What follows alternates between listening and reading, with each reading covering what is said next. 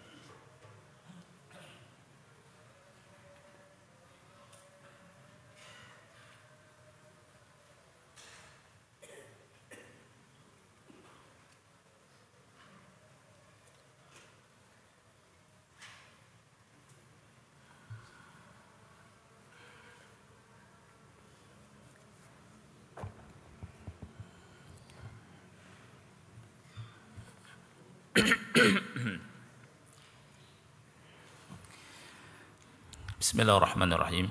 Assalamualaikum warahmatullahi wabarakatuh. Innal hamdalillah nahmaduhu wa nasta'inuhu wa nastaghfiruh wa na'udzu billahi min shururi anfusina wa min sayyiati a'malina. May yahdihillahu fala mudilla lahu wa may yudlil fala hadiya lahu. Asyhadu an la ilaha illallah wahdahu la syarika lahu wa asyhadu anna Muhammadan abduhu wa rasuluh. يا أيها الذين آمنوا اتقوا الله حق تقاته ولا تموتن إلا وأنتم مسلمون يا أيها الناس اتقوا ربكم الذي خلقكم من نفس واحدة وخلق منها زوجها وبث منهما رجالا كثيرا ونساء واتقوا الله الذي تساءلون به والأرحام إن الله كان عليكم رقيبا يا أيها الذين آمنوا اتقوا الله وقولوا قولا سديدا يصلح لكم أعمالكم ويغفر لكم ذنوبكم ومن يطع الله ورسوله فقد فاز فوزا عظيما أما بعد فإن أصدق الحديث كتاب الله وخير الهدي هدي محمد صلى الله عليه وعلى آله وسلم وشر الأمور محدثاتها فإن كل محدثة بدعة wa kulla bid'atin dhalalah wa kulla dhalalatin finnar. Ikhwah sekalian yang Allah muliakan, kita sekarang berada di penghujung bulan Dzulqa'dah. Berarti kita masuk tanggal 29 Dzulqa'dah. Betul atau tidak? Ya. Kita akan memasuki hari-hari yang secara mutlak hari-hari yang sangat utama, yakni 10 hari pertama bulan Dzulhijjah, yang Allah berfirman wal fajri wa layalin 'ashr, demi fajar dan demi 10 malam. 10 malam yang dimaksud adalah 10 hari pertama dari bulan Dzulhijjah. 10 hari pertama bulan Dzulhijjah ini sebentar, hanya 10 hari. Tapi ia merupakan hari-hari yang sangat-sangat istimewa, hari-hari yang sangat utama. Yang Rasul kita SAW bersabda dalam hadis yang diriwayatkan oleh Bukhari dari Ibnu Abbas, "Ma min ayyamin al-amalu salihu fihinna ahabbu ila Allah min hadhihi al-ayyam." Maksudnya al-ayyamul ashr. Tidak ada hari-hari yang amal soleh itu lebih dicinta oleh Allah daripada amal soleh yang dilakukan di 10 hari pertama bulan Dzulhijjah. Kemudian para sahabat bertanya, wahai Rasulullah, walal jihad fi sabilillah, wahai Rasulullah, apakah juga dengan amalan jihad fi sabilillah? Rasul menjawab, walal jihad fi sabilillah. Begitu juga dengan amalan jihad fi sabilillah. Ini tidak menandingi. Kemudian Rasul berkata, illa rajulun kharaja bi nafsihi wa malihi wa lam yarji' min dzalika bi syai'. Kecuali seseorang yang keluar, dirinya keluar dan membawa hartanya untuk berjihad, kemudian tidak balik lagi. Ini menunjukkan bahwa amal kebajikan yang dilakukan oleh kita di hari-hari yang sebentar lagi kita memasukinya, amalnya di sisi Allah sangat besar nilainya, lebih dicintai oleh Allah. Oleh karena itu, kita ketika memasuki 10 hari pertama bulan Dzulhijjah, ingat ini dan jangan sia-siakan. Ini musim kebaikan. Mungkin banyak dari atau sebagian dari kaum muslimin lengah lalai dari hal ini. Oleh karena itu, kita saling mengingatkan. Kita akan masuk di hari-hari yang sangat istimewa, yang sangat utama. Kita perbanyak amal soleh, ya, sedekahnya, baca Qur'annya, kalau puasa, ya. Kemudian terus beramal soleh, zikir kita, karena nilainya itu sangat besar di sisi Allah Subhanahu wa ta'ala. Ikhwan yang Allah muliakan, pada kesempatan ini insyaallah kita akan lanjutkan fawaid dari apa yang akan kita bahas, dari fawaid kisah dari Nabi Yunus alaihi assalam. Tapi sebelumnya Anda akan jawab satu pertanyaan di sini tentang apakah wanita disyariatkan berkurban, ya? Apakah wanita juga disyariatkan untuk berkurban? Jawabannya, syariat kurban itu bagi laki-laki juga bagi wanita, jika mampu. Ya, kalau misalkan dia punya kelebihan harta, maka boleh berkurban. Hanya saja ana dapati penjelasan dari Syekh Muhammad bin Shalih Al-Utsaimin rahimahullahu taala, dan ini sangat bagus sekali. Sunnahnya yang berkorban adalah Rabbul Bait, kepala rumah tangga. Okay. Kepala rumah tangga berkorban mencukupi dirinya, istrinya, dan keluarganya, atau yang dia niatkan untuk dia korban. Ini masuk. Kemudian boleh berkorban dengan 1 atau 2, ya, atau lebih dari itu. Jadi tidak harus 1, ya, minimalnya 1. Dan yang dikorbankan itu adalah binatang ternak. Dan yang dimaksud binatang ternak adalah jenis onta atau sapi atau kambing atau domba. Ini yang dikorbankan. Ini didasari dengan beberapa dalil. Di antaranya kalau kita lihat hadis atau athar dari Abu Ayyub Al-Ansari radhiyallahu an, beliau pernah berkata, kana ar-rajulu ala ahdi an-nabi sallallahu alaihi wasallam yudahi bisyati an nafsihi wa an ahli baitihi. Jadi seseorang, kata beliau, di masa Nabi Shallallahu Alaihi Wasallam dia berkorban dengan syad, menyembelih kambing untuk dirinya dan untuk keluarganya. Jadi wanita korbannya dicukupi oleh Rabbul Bait, suaminya. Dan ini yang dicontoh. Para istri Nabi Shallallahu Alaihi Wasallam mencukupkan korbannya dengan korbannya Nabi Shallallahu Alaihi Wasallam. Dan istri-istri Nabi Shallallahu Alaihi Wasallam itu tidak dijumpai keterangan, dan ini ana ngambil dari pendapat Ibnu Utsaimin, berkorban. Kalau misalkan kata beliau ada yang mengatakan mungkin karena miskin, beliau menjawab ini ihtimal, kemungkinan ini warid, bisa jadi, tapi tidak pasti, ghair muta'ayyin. Ya. Karena apa? Justru ada sebagian istri Nabi sallallahu alaihi wasallam yang kaya. Contohnya Aisyah radhiyallahu anha. Siapa yang tahu dalilnya Aisyah kaya atau punya kelebihan? Dalilnya ketika ada seorang wanita di masa Rasul yang bernama Barirah, seorang budak wanita yang dia ingin menebus dirinya kepada tuannya, namanya mukatabah, ya, mukatabah. Menebus itu dengan bayaran 9 uqiyah. 9 uqiyah dia menawarkan kepada Aisyah radhiyallahu anha untuk menebus, untuk membayar. Dan hadisnya panjang.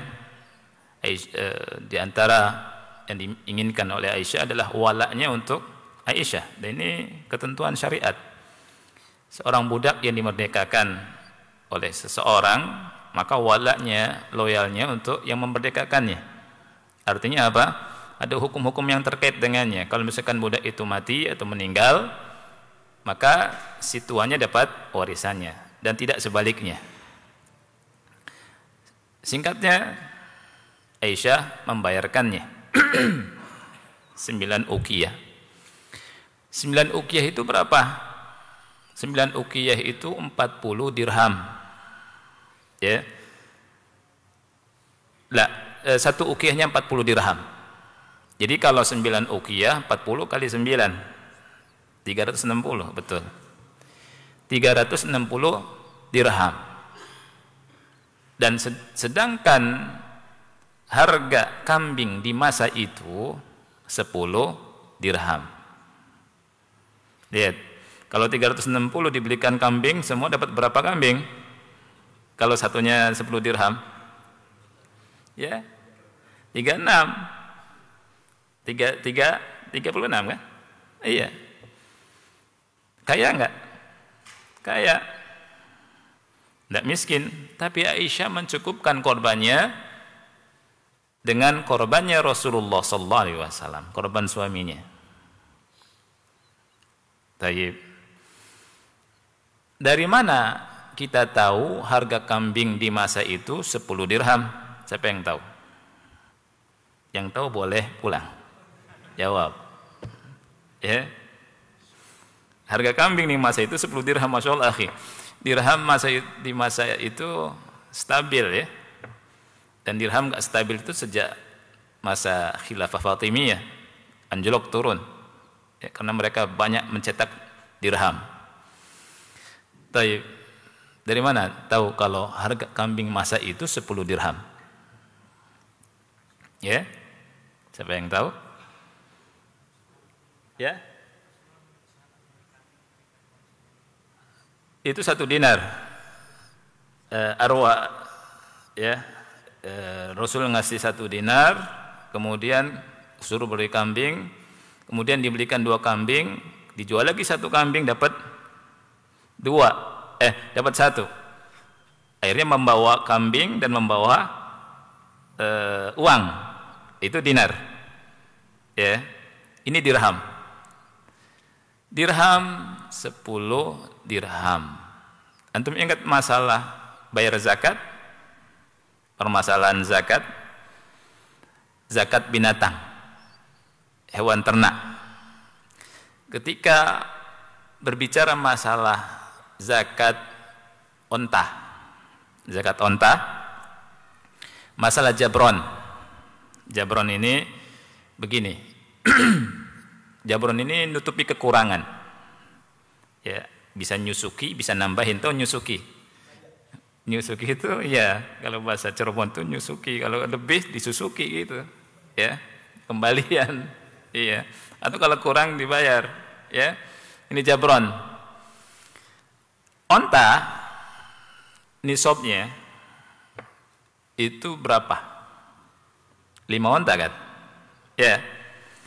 Kalau 5, keluarkan kambing 1, ya kan? Kalau onta 10, berapa kambing? 2. Kalau 15, 3. Ya, kalau antum punya onta 15 nih, bayar zakatnya 3 kambing. Harus. Ya. Kalau 20, berapa? 4. Kalau 25 ke atas, berapa bayar? Bintu makhad, ya tidak? Bintu makhad itu apa? Bintu makhad itu onta betina umur 1 tahun. Itu bintu makhad. Ya. Terus kalau sudah punya onta 36 ke atas, bayarnya bintu makhad bukan? Bukan. Apa? Bintul labun.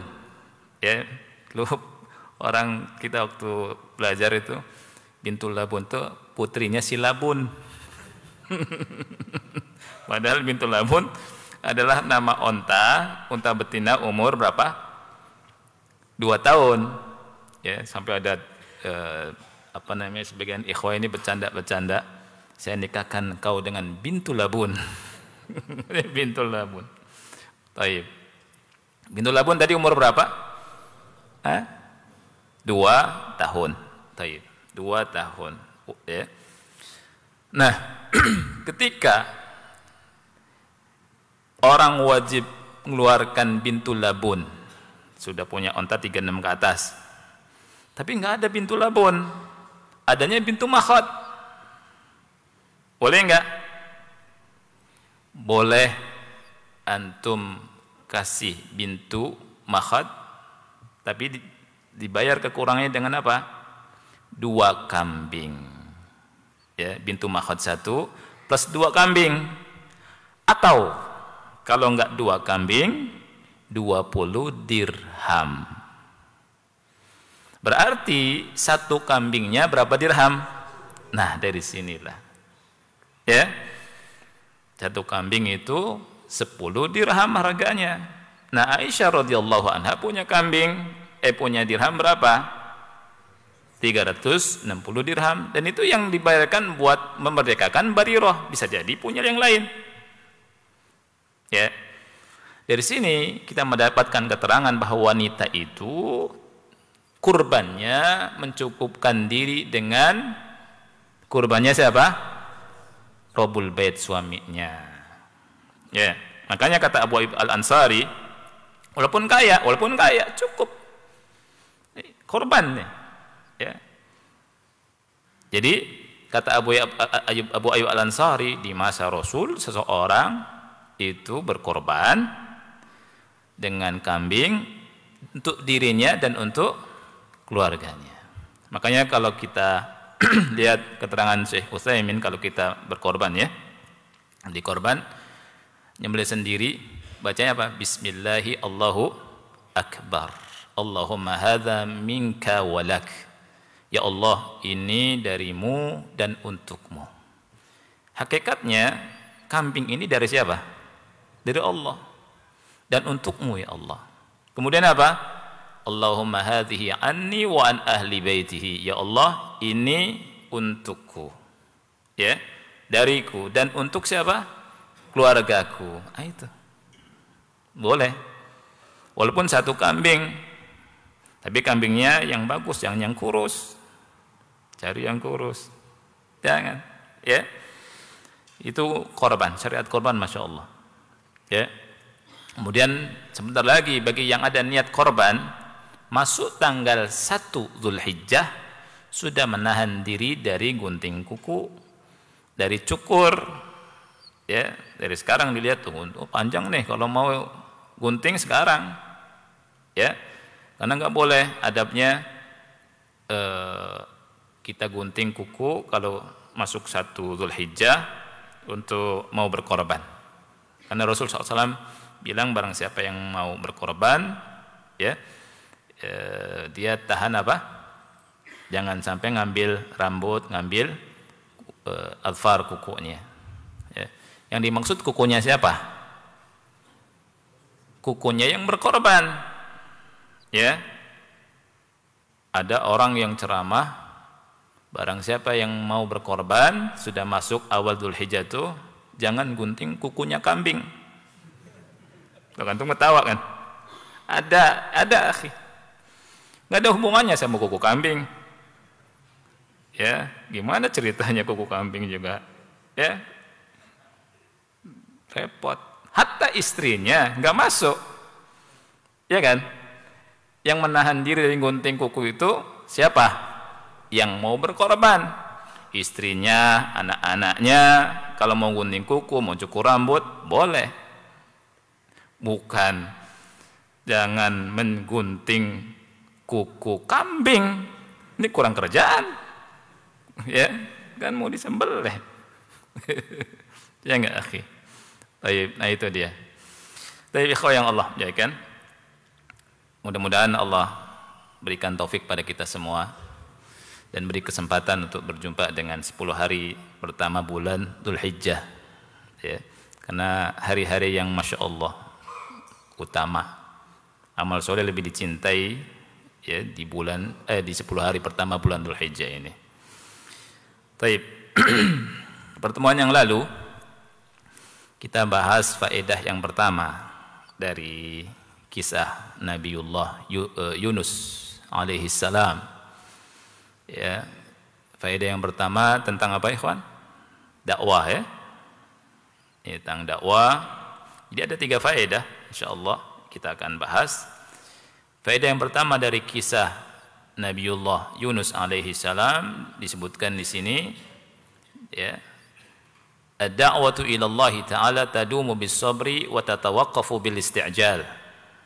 Ini penting sekali bahwa berdakwah kepada Allah itu akan dawam dengan sabar dan terhenti karena isti'jal, terburu-buru.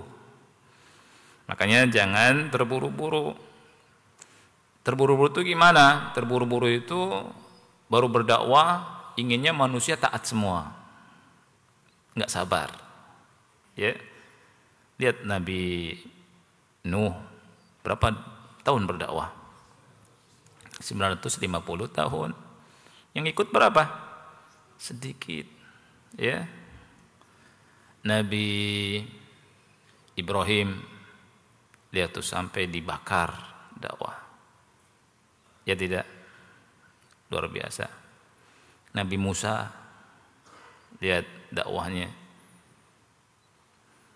Dan Nabi Muhammad menasihati kita juga untuk tidak tergesa-gesa, terburu-buru dalam dakwah, isti'jal. Di antara masuk dalam tergesa-gesa itu orang yang enggak punya ilmu berdakwah. Ini namanya isti'jal. Harusnya belajar dulu. Tugas kita belajar. Faqidu syai' la yu'ti. Orang yang enggak memiliki sesuatu tidak bisa memberi. Belajar. Ya. Nah, perhatikan ikhwah yang Allah muliakan. Pada pertemuan yang lalu sampai di halaman 472 ya. Nah, sekarang kita bahas dakwah yang dibangun di atas 4 usul. Penulis rahimahullahu ta'ala berkata, Fad-da'watu ila Allah taqumu ala arba'ati usul. Ini ilmu ya. Berdakwah kepada Allah, ad-da'wah ila Allah itu tegak di atas 4 pondasi, 4 dasar. Al-asl awal, pokok yang pertama, maudhu'ud dakwah, materi dakwah, isi dakwah. Kita harus tahu pokok bahasan dakwah, materi dakwah, isi dakwah, yang didakwahkan itu apa. Ini yang pertama, penting. Apa itu? Wa huwa al-islamus sahih alladhi ja'a bihi Jibril alaihi salam min 'indi rabbih ila Muhammadin sallallahu alaihi wasallam. Materi dakwah adalah Islam yang sahih. Islam yang sahih yang datang dibawa oleh Jibril, perantara malaikat Jibril dari sisi Rabb-nya kepada Nabi Muhammad sallallahu alaihi wasallam. Jadi yang didakwahkan itu al-islamus sahih, Islam yang benar. Emang ada yang enggak benar? Ada yang ngaku-ngaku ini dakwah nih, kan itu. Tapi ngarang-ngarang dakwahnya. Yang diajarkan bukan tauhid, ya. Tidak disampaikan syariat. Tapi yang disampaikan adalah perkataan-perkataan dari orang-orang, malah orang-orang yang membenci Islam. Ya. Lebih suka nyampaikan perkataan orientalis. Misalkan begitu. Ya. Jadi yang didakwahkan adalah apa? Islam yang sahih. Islam yang sahih itu bagaimana? Islam yang didakwahkan oleh Nabi Muhammad sallallahu alaihi wasallam. Makanya orang yang mau berdakwah itu belajar Quran, belajar juga hadis Rasulullah sallallahu alaihi wasallam. Gimana mau mendakwahkan kalau dia enggak tahu Al-Quran? Gimana mau berdakwah kalau enggak ngerti hadis, enggak pernah baca hadis juga, enggak belajar hadis? Gimana mau dakwah? Apa yang mau disampaikan? Makanya faqidu syai' la yu'ti. Ya. Orang yang enggak punya ilmu, dia akan bodor dalam dakwahnya. Dakwahnya itu inginnya ketawa, nutupi dia enggak punya ilmu tuh. Gimana caranya bodor nih? Gitu ya. Gimana caranya orang bisa ketawa? Nah, di sisi lain sebagiannya dakwah dengan gimana caranya orang bisa nangis. Sama aja. Ya tidak, Anda pernah singgung kemarin kan?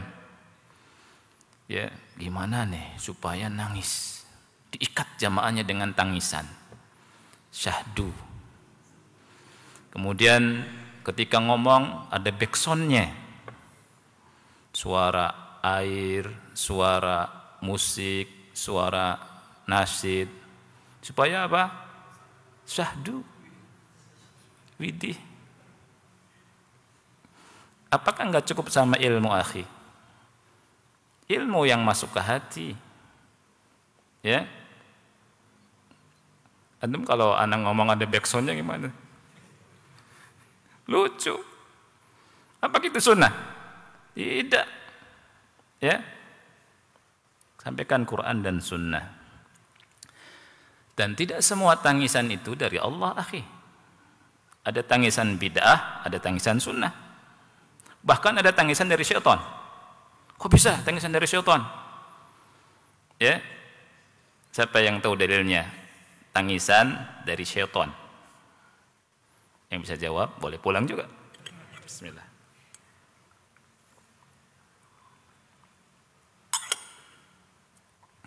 Nangis itu, akhi, nangis. Ya, nangis itu nular. Di sini nih, ketika ada yang nangis tengah-tengah, sedih. Tiba-tiba sana nangis juga. Nangis juga. Ustadznya ikut nangis. Akhirnya majelis tangisan. Enggak dibahas ilmu. Tadi apa ya? Masya Allah sedih, oi. Anak ngaji, Masya Allah, nangis terus. Ini belum tentu baik. Tadi antum ngomong tangisan dari syaitan.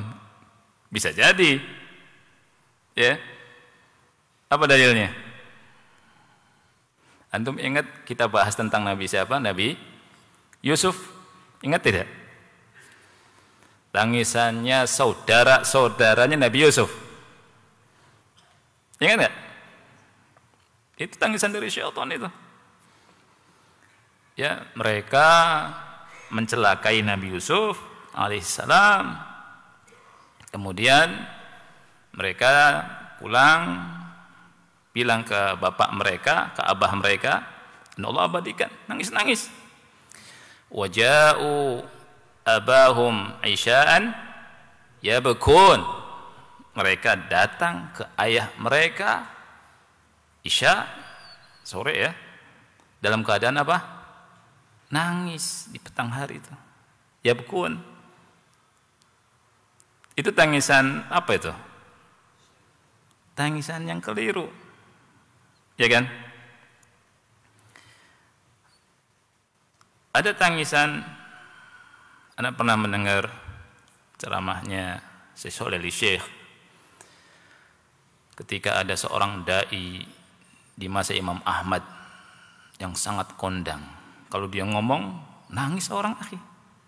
Orang nangis. Dan faktanya di sini bikin orang nangis. Namanya Al-Haris Al-Muhasibi. Ya. Tapi isinya tidak nyunah. Suatu saat dia kan ngisi di salah satu muridnya Imam Ahmad. Imam Ahmad datang. Kata Imam Ahmad, tempatkan aku di sebuah tempat yang aku bisa mendengar perkataannya wala yarani, tapi dia enggak lihat aku. Jadi Imam Ahmad ingin tahu. Datang tuh. Ceramah. Singkatnya bikin orang nangis di majelis itu. Nangis, akhi. Dan orang yang punya rumah ini, dia bilang, anak akan datang lihat ke Imam Ahmad. Kondisinya gimana? Kata dia, fa'idha huwa yabki. Ternyata Imam Ahmad juga menangis. Di sini ada dua tangisan nih. Tangisan di majelis Al-Haris Al-Muhasibi sama tangisannya Imam Ahmad bin Hanbal. Tapi satu tangisan bid'ah, satu tangisan sunnah. Ya. Kemudian dia ngobrol sama Imam Ahmad bin Hanbal. Kata Imam Ahmad bin Hanbal, Allah, katanya, wallahi, demi Allah, ma sami'tu kalaman ahsana min hadha walakin la tusahibhu. Demi Allah, aku tidak pernah mendengar perkataan yang lebih indah dari perkataannya. Aku tidak pernah mendengar ucapan dan perkataan dan kajian yang lebih indah dari perkataannya. Walakin la tusahibhu. Akan tetapi jangan jadikan dia sahabatmu. Antum lihat tuh. Karena bid'ah. Yang tahu bid'ah itu siapa? Ulama Imam Ahmad, alim. Ya. Lihat, jangan sekedar nangis. Tangisan yang lain, akhi. Anda pernah ketemu sama salah satu supir. Ini kisah nyata ini. Anda berhadapan sendiri. Dia bilang, Anda pas duduk, kemudian dia jalan di salah satu kendaraan, kemudian dia ngobrol sama Ana. Saya, kata dia, kalau sholat 5 waktu ke masjid, itu kurang khusyuk. Makanya Pak bilang ke saya, sholat saya dirapel. Maksud Anda apa? Dirapel di malam hari. Di sholatnya di malam. Selesai kerja tuh di malam, kemudian saya sholat, baru saya bisa khusyuk sendiri sampai nangis. Gimana tuh? Kita bilang apa, akhi? Allah, ana teringat banyak cerita ulama tentang masalah nangis. Saya bilang, nangis Anda belum tentu benar. Ya, itu dari syaitan. Antum tahu, orang kalau ketemu sama idolanya, joget-joget, nangis nggak tuh? Nangis.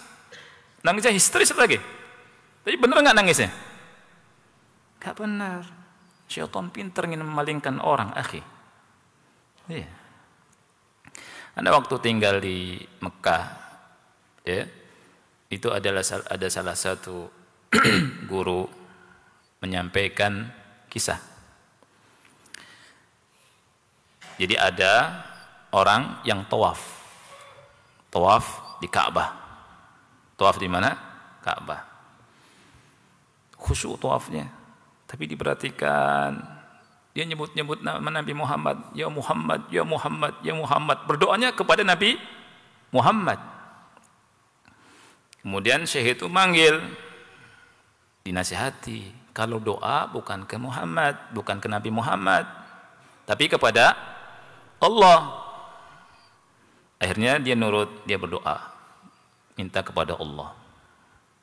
Tawaf. Subhanallah, suatu saat ketemu lagi sama orang tersebut, lagi tawaf. Ternyata balik lagi, ya Muhammad lagi. Doanya kepada Nabi Muhammad.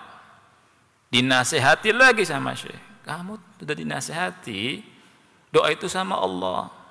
Apa dia bilang? Menyingkirlah engkau. Ketika aku ikut nasihatmu, doa kepada Allah, hati saya gersang. Tapi ketika saya mengucapkan ya Muhammad, hati saya sejuk. Doa kepada Nabi Muhammad. Subhanallah. Lihat ya ikhwan, gimana syaitan bisa memalingkan. Oleh karena itu, ikhwan yang Allah muliakan, belajar tauhid, belajar manhaj yang hak, yang lurus. Ya, jangan ikut-ikutan. Oh, masya Allah, anak ngaji nangis terus, oi. Di satu sisi ketawa mulu, di sisi yang lain nangis mulu. Ya, belajar akidah yang lurus, manhaj yang lurus, ya, ilmu kayak itu. Jangan tertipu, apalagi di masa sekarang banyak yang pintar ngomong tapi ilmunya kurang atau enggak ada. Taib. Ini ngomong ke sana kemari kan. Baru satu. Sudah mau masuk Isya. Taib. Saya maaf ya. Insyaallah kadang ngomong ke sana kemari, kadang baca banyak, tenang ya, jangan khawatir akhi. Taib. Jadi kata Syekhul Islam di sini, dakwah itu berdiri tegak di atas 4 apa? Usul. 4 pondasi ya. Yang pertama apa? Materi dakwah. Nah, yang materi dakwah itu apa? Al-Islam as-sahih, Islam yang sahih yang dibawa oleh Nabi Muhammad sallallahu alaihi wasallam. Al-aslu tsani, yang kedua, pokok yang kedua, ad-da'i ilallah. Ad-da'i ilallah, si pendakwahnya yang berdakwah kepada Allahnya. Dan harus belajar ya. Kemudian al-aslu tsalits, pokok yang ketiga, al-mad'u. Al-mad'u. Al-mad'u itu apa? Orang yang didakwahi. Orang yang didakwahi. Ini yang ketiga. Kemudian yang keempat, asalibu wa wasailu ad-da'wati ilallah. Ini yang keempat. Wasail, asalib, uslub, metode, dan wasilah ad-da'wah ilallah. Wasilah ad-da'wah ilallah. Nah, ini 4 pokok ya. Dan banyak buku berkaitan dengan masalah dakwah ini. Antum bisa lihat ulama nulis tentang masalah dakwah. Wa hakadha fa bi da'wati ila Allah ala minhajin nubuwah taqillu dzunub wal ma'asi. Demikianlah dengan dakwah ila Allah di atas minhaj nubuwah, dosa dan maksiat menjadi sedikit, terkurangi, ya, diminimalisir dengan apa? Dakwah. Wa hadza ilajun lil maradi al-awwal, dan ini adalah obat bagi sakit yang nomor 1. Jadi umat Islam, kata Syekh, ya, ada penyakit. Penyakit yang pertama apa? Dosa dan maksiat. Wa bid'awati ila Allah ala minhaj an-nubuwati tatalasha al-hizbiyyah min bainina wa hadha ilajul marad ats-tsani. Ya. Dengan berdakwah kepada Allah di atas minhajun nubuwah, maka hizbiyah ini bisa dihilangkan. Ya. Nah, ini penyakit yang kedua. Obatnya dengan apa? Dakwah. Hizbiyah kan sudah kita bahas. Apa itu hizbiyah? Fanatisme golongan. Ya. Kalau mau fanatiklah ke Islam. Tapi Masya Allah zaman sekarang ada nih orang nih yang bilang, ente jangan fanatik banget sama Islam. Benar nggak? Ada gitu. Justru kita sebagai umat Islam bilang apa? Wajib fanatik sama Islam. Wajib, akhi. Kita mau selamat. Dunia sebentar. Siapa yang nyuruh fanatik sama Islam? Allah. Jangan setengah-setengah. Ya. Ada orang, ente jangan fanatik banget. Sama Islam jangan terlalu. Subhanallah. Jadi orang jadi takut fanatik. Kita katakan wajib fanatik. Wajib, akhi. Enggak sunnah bukan? Apa kata Allah di surat Al-Baqarah ayat 208? Allah Ta'ala berfirman, ya ayyuhalladzina amanu udkhulu fis silmi kafah. Wahai orang-orang yang beriman, masuklah kalian ke dalam Islam secara keseluruhan. Wala tattabi'u khutuwati syaitan, innahu lakum aduwwum mubin. Jangan ikuti langkah-langkah syaitan, sesungguhnya syaitan itu musuh yang nyata bagimu. Allah perintahkan kita masuk Islam secara keseluruhan. Zahiran wa batinan. Fanatik enggak ini? Fanatik, akhi. Kalau enggak fanatik bisa jadi munafik. Kalau kita ambil yang enak menurut kita tidak ambil yang menurut kita itu tidak enak. Kita beriman kepada sebagian, kufur pada sebagian. Ini wataknya kaum Yahudi. Ya. Apa kata Allah tentang mereka? Allah berfirman, afatu'minuna bi ba'dil kitab wa takfuruna bi ba'd.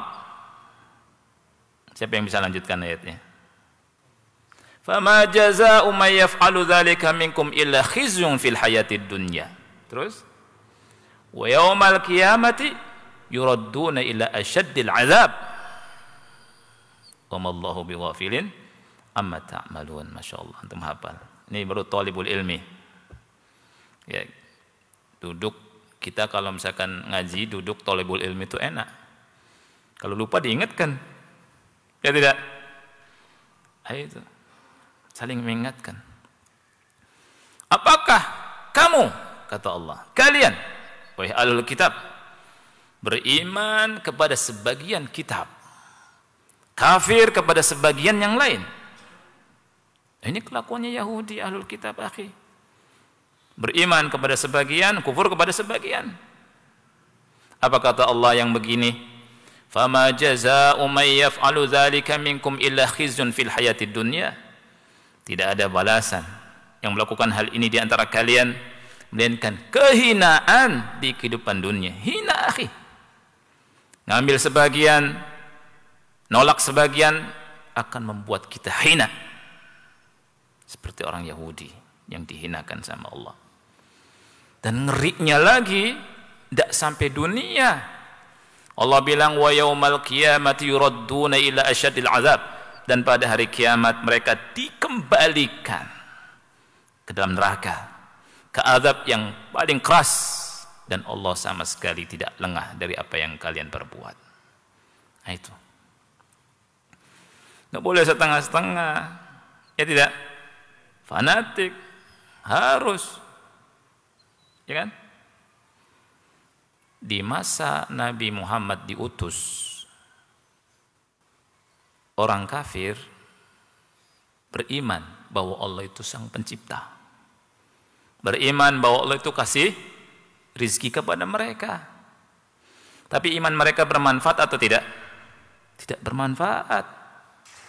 Allah bilang apa tentang mereka? Wala in sa'altahum man khalaqas samawati wal arda yaquluna Allah. Wala in sa'altahum man khalaqahum la yaquluna Allah. Kalau kau tanya pada mereka siapa yang ciptakan mereka, mereka jawab Allah. Fa anna yufakun. Kenapa mereka bisa dipalingkan? Ya. Sudah masuk Isya, Masya Allah. Taib, habis azan kita lanjutkan dikit ya. Nah, kita azan dulu, kita lanjutkan nanti. Wassallallahu Nabi Muhammad wa ala alihi wa sahbihi wa barak wa salam.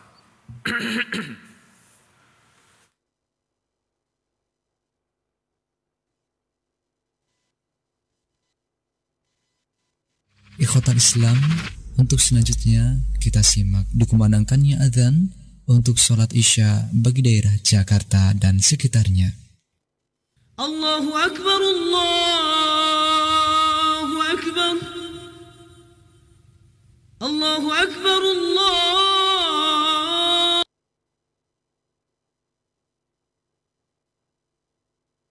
Allahu Akbar. أشهد أن لا إله إلا الله أشهد أن لا إله إلا الله أشهد أن محمدا رسول الله أشهد أن محمد رسول الله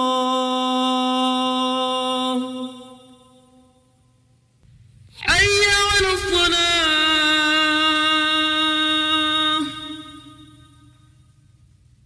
حي على الصلاة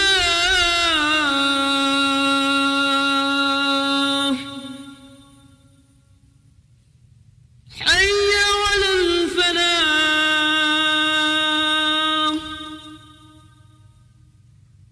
حي على الفلاح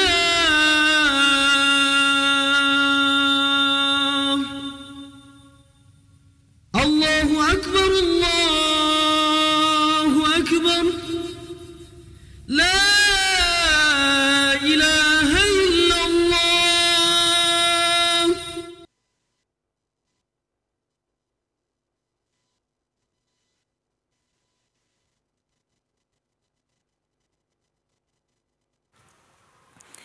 Alhamdulillah wassalatu wassalamu ala Rasulillah wa ala alihi wa ashabihi wa man walah wa la haula wa la quwata illa billah ma ba'd.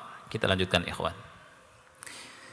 Jadi kita wajib fanatik kepada Islam, ya. Karena tadi perintah Allah, ya ayyuhalladzina amanu udkhulu fis silmi kafah. Ikuti Nabi Muhammad sallallahu alaihi wa ala alihi wasallam.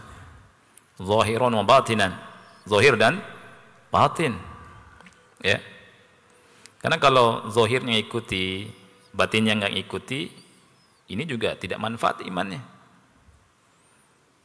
Namanya apa tuh? Zahirnya ngikuti. Ada orang sholat, ikut sholat, puasa, ikut puasa, haji bahkan ikut. Siapa mereka?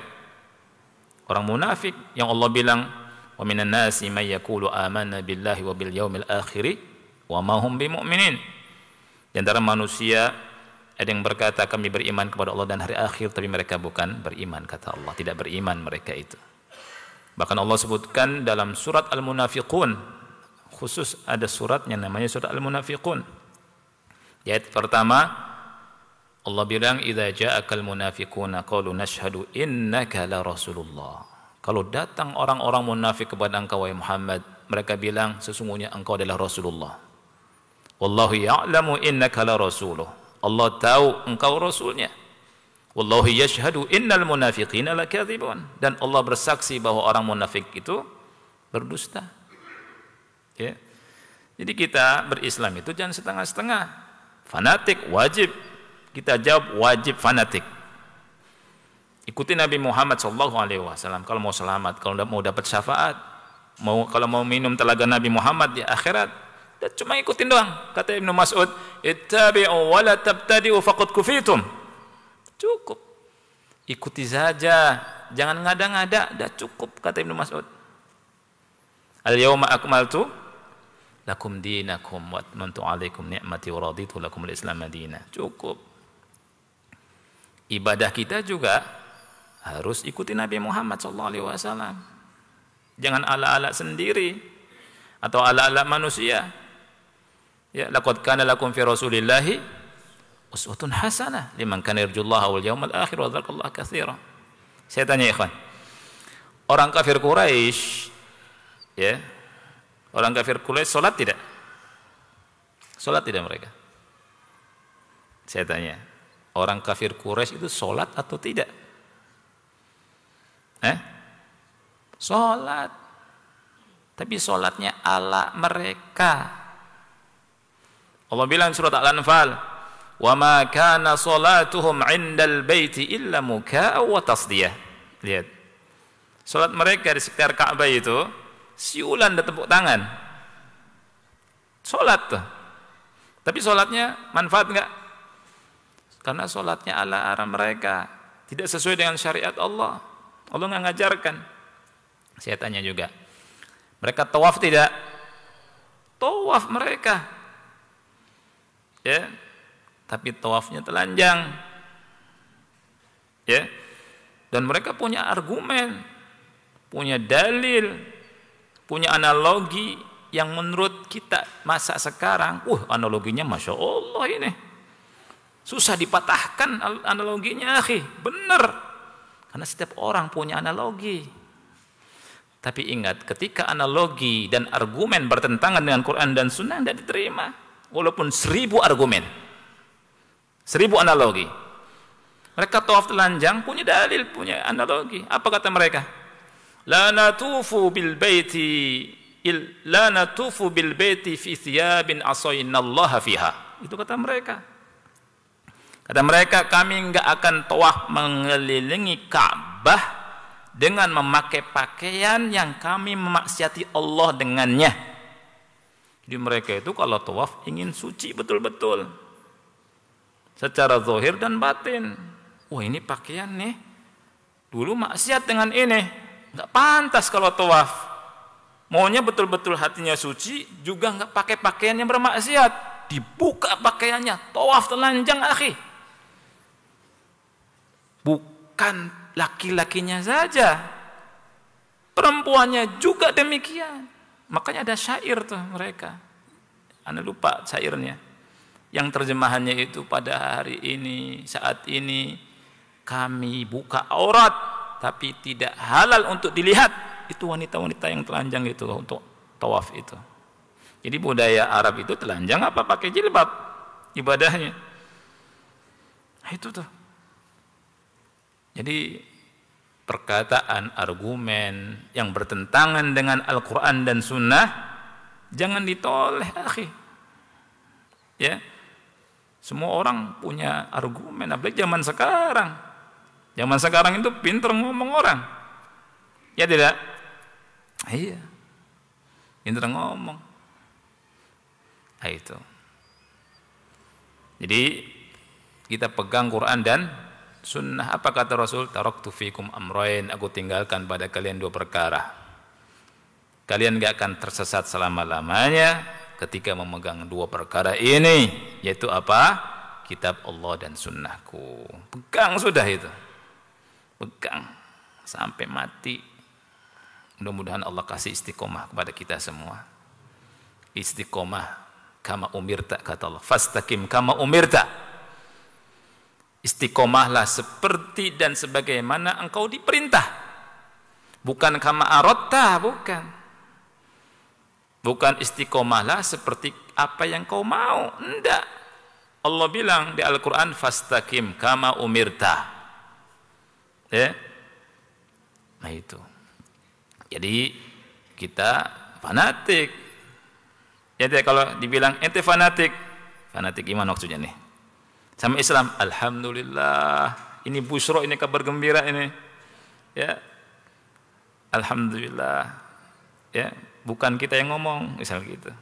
Kan kalau kita yang ngomong kan ini sombong. Saya nih berislam nih betul-betul nih, gitu ya. Jadi kalau orang ente fanatik banget sama Islam, alhamdulillah ya akhi, masya Allah, barakallahu fik, terima kasih. Ya tidak. Nah, kita lanjutkan nih satu paragraf lagi, satu kalimat lagi. Wa bid'awati ila Allah ala minhajin nubuwah yadhhabu atau yudhibu fikrat takfir. Nah, dengan dakwah ilallah, ingat dakwah ilallah di atas minhajun nubuwah akan melenyapkan fikrat takfir. Ya, apa itu takfir? Pengkafiran.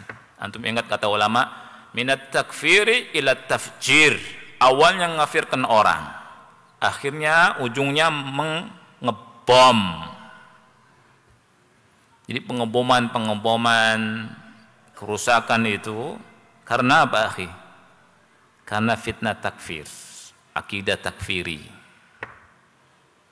Awalnya kafirkan, ujungnya ngebom. Gimana cara menghilangkan fikrah ini? Dengan apa? Dengan dakwah. Gak mungkin dengan nanggapi begitu aja, gak mungkin, akhi. Dengan dakwah. Karena mereka berdakwah dan gak berhenti dakwahnya. Bahkan dikabarkan nanti orang Khawarij itu ngikut Dajjal itu. Ada terus. Dan dakwahnya gak berhenti, terus berdakwah. Ya, mencetak orang jadi takfiri. Dan mudah sekali nyetak orang jadi takfiri, itu sangat mudah. Sangat mudah, akhi. Dipasang jihadnya.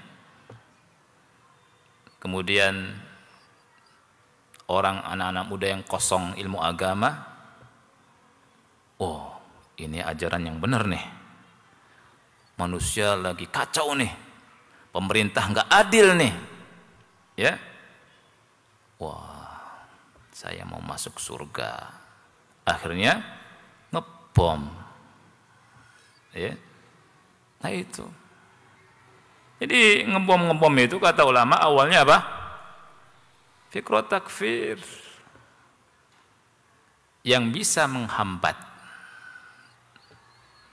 yang bisa menyadarkan orang dari fikrah takfir itu apa? Dakwah. Disebutkan Al-Quran, Sunnah, nih Islam yang benar nih begini, bukan begitu, akhi. Dalilnya apa? Dijelaskan ini. Lihat sahabat Ibnu Abbas menyadarkan sekian ribu Khawarij, ya kan? Jabir bin Abdullah menyadarkan kelompok orang yang mau membunuhi kaum muslimin di musim haji, datang di Masjid Nabawi, duduk, Jabir bin Abdullah ngajarkan ilmu, ya kan? Sampaikan ilmu agama. Sadar tuh orang itu, tobat, nggak jadi bunuh orang. Subhanallah. Dakwah penting enggak? Penting dakwah. Oleh karena itu dakwah didukung harusnya. Jangan dicegat sana sini. Dakwah sunnah itu dituduhkan. Sebagian ustadznya nggak boleh ngajar di masjid ini, di itu. Itu kerugian. Karena siapa yang bisa menjelaskan tentang bahayanya fikrah takfiri ke akar-akarnya? Ulama dan dai-dai yang ngerti masalah ini, dai-dai yang ngerti masalah manhaj ini. Rugi kalau dikatakan nyimpang, sesat, apalagi dituduh Khawarij juga, dituduh juga Salafiyin, Ahlus Sunnah, Salafi ini pintu gerbang teroris. Ya Allah, fitnah keji, ya tidak? Nggak benar ini. Lihat, wabidda'wati ila Allah ala minhajin nubuwah, dengan berdakwah kepada Allah dengan manhaj nubuwah, menghilangkan fikrah takfir. Wa tilkal afkarul munharifatu minal ummah bila audah. Lihat, pemikiran-pemikiran yang menyimpang dari umat bila audah. Hadza ilad lil marad as-salis. Jadi ini obat untuk penyakit yang keberapa? Yang ketiga. Wallahu a'lam bishawab. Ikhwah, mudah-mudahan manfaat. Ya, baru sedikit kita bahas. Insyaallah kita lanjutkan, mudah-mudahan Allah kasih umur panjang, Allah berikan kita rahmatnya, keberkahan pada kita semua. Ya, kita akhiri, subhanakallahumma bihamdika asyhadu an la ilaha illa anta astaghfiruka wa atubu ilaik. Wassalamualaikum warahmatullahi wabarakatuh.